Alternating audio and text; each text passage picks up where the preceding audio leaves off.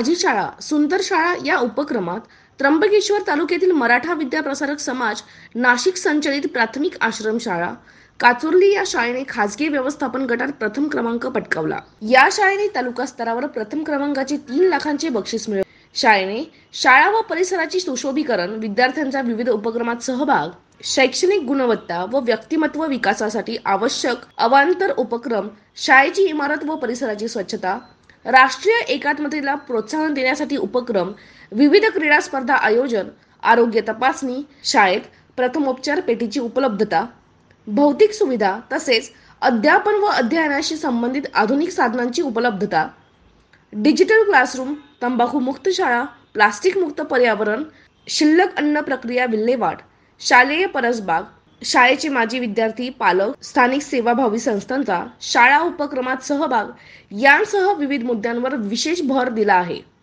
या उपक्रमासाठी केंद्रप्रमुख जयश्री पाटील हिरे यांच्या मार्गदर्शनाखाली मुख्याध्यापक गौतम कटारे, शिक्षक संदीप लाहोरे, सविता गायखे, गायत्री देवी पाटील, नवनाथ ठाकरे, सचिन शेवाळे, नीता कुवर तसेच सर्व शिक्षक व शिक्षकेतर कर्मचारी आदींनी परिश्रम घेतले।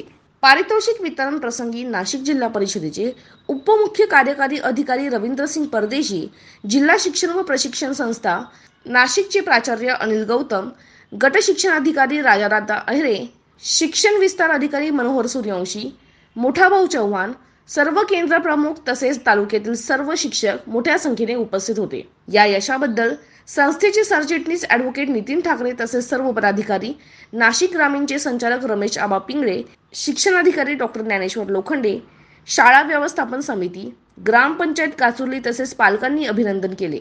वेद न्यूजसाठी नवनाथ ठाकरे, नाशिक।